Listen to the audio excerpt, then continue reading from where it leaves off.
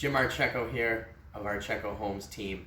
We're back to our series here from the ground up, and we are going to show you our plot map, aka site plan. And we are going to go over this and teach you a little bit about that, and then we are going to show you the blueprint. Last week we went over the purchase and approvals. This is your next step after that. After you purchase the land, you're going to want to get set up with a site map, plot map, and a blueprint. So once you get this done, engineered and stamped, along with your blueprint, you can take it to the town and get your building permit to start the building process. So we're going to start with the site plan. Every site plan is a little bit different, depending on how much site work needs to be done. This site plan right here shows you, there's a lot of lines on it, and it's very difficult probably to see in the video, but I'm just going to explain it real quickly and what's on it and the purpose of it. This site map shows you the land layout topographically with a bunch of different elevations and heights on it of the way that the ground is going to be after the fact. Grading wise, it shows water location, sewer location. It shows any easements or anything important. So what we have on here, the main thing is they plot the actual shape and footprint of the house right here on this map for construction so that they can approve it. And as you can see, our house floor has to be built at a floor height right on there of 256.5, and our garage floor height is 255.5. So this will allow our excavation crew to know how far down they have to dig the footers, and it'll allow our mason to know how high up our last course of block has to be. All these numbers here and lines that you see here are all elevations of finished grade. You see where the proposed driveway comes in with the turnaround. Again, like I said, you see the sewer line going in right here, its location, the water line location. In our case, you see right here is going to be a holding tank to pump the wastewater up to the sewer. Some cases you will see a septic layout on here, another way of waste. So basically the town looks at this to see how the site is proposed, and if it meets all their regulations and everything, they will approve of it. This is all done by an engineer, and it's all to all the proper codes, but you need this for the town to file for your permit. And then everything in the first step of excavation gets worked off of this, and we just basically go from there. This gives us basically everything that is needed for this site. There's a little key up top to show you all the different, what all the different markings mean. It'll show you where telephone poles are, where the sanitary sewer is, where there's fences on properties, all sorts of stuff. It just is a big key here, and then you can go find them on the map. It usually shows the adjacent properties next to you as well, and they're current. So once you get this map, and before you start your build, this same company will come out and they will do a stakeout, and they will stake out the house and the property lines so that everybody knows what to work off of. So a typical site map, it takes a while for them to prepare it, so you want to think ahead of time. They can cost anywhere between $500 and $1,200 or even more in some cases. So let's move on to the blueprint. So the next thing that you're going to need is a blueprint. And the blueprint is going to have to be stamped. It's going to have to be stamped with a New York State approved architect, and it's going to have to be stamped so that it is approved and the town can use it for approvals. So there's going to be notes on the blueprint and everything. A lot of them are standard codes and everything, but they need to be there. This is the energy code compliance. They have to spec out for your insulation, everything. So this is basically the roadmap to building your house. So this is what one looks like right here. And you're going to see right here, you're going to see the front elevation, which in this case is the south elevation, and the side of the house, which is the west elevation on this page. So here you're going to see a bunch of markings with all different dimensions, and it's going to be pretty detailed. You're going to be able to pull all different dimensions off of it, and you're going to be able to read all the architect notes here and everything for construction purposes, for pricing the job out purposes. But it's all right here. It gives you a visual. So you're going to have the south elevation in the west, which is the front and the one side. On the next page, you're going to have the east elevation and the back elevation, the north side. So in this case, in the house that we are building here, this is going to be the side that faces the lake. And again, you have all the architect notes and dimensions. We have heights here, all different size windows. We know the windows that we're going to use. So it's just, this is a roadmap to building the house. The next page is the first crucial page into getting the house built. This is the foundation page. In our case, we're having a crawl space. Now on this page, you're going to be able to get all the dimensions you need to do your foundation. As you can see, it's all dimensioned out everywhere. And on this page, you're going to be able to get all your dimensions to build your footer, which is all your perimeter here. And you're going to be able to pull all those dimensions to get the footer. And it has notes. So for example, we can go to any one of these right here, and we can see right here that this footer, concrete footings with an arrow, they are 20 inches wide by 8 inches deep. And they're putting 8-inch block on top of them.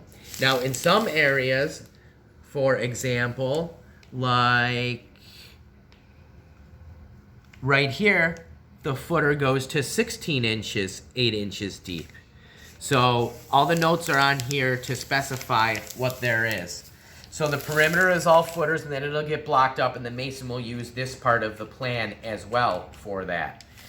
Right here across here, as you see the steel beams that are going to go in with the piers that have to be poured. And again, there's all the notes from the architect that tells you exactly what to use and what has to be done. So this is the first real important page, and this is the foundation page for the mason. So now we come to the actual floor plan.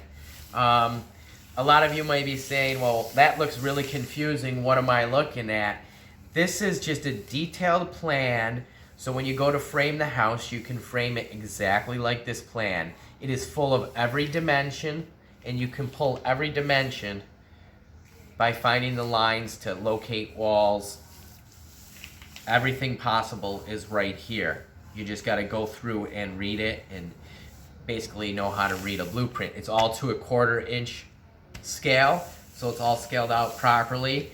And I'm just going to kind of show you the house a little bit here because it's very tough to read from the phone. So the front of the house is here, and you're going to walk through an entryway. The entryway is going to lead you right back to the great room.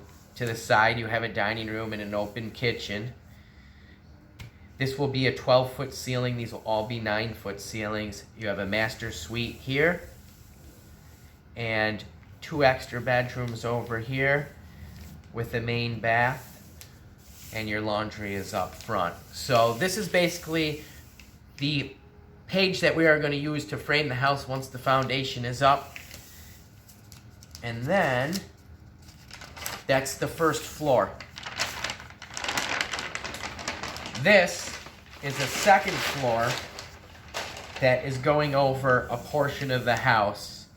So we can pull all our dimensions and get it where we need to go. It's going over some of the dining room, kitchen, and then the top of the garage there.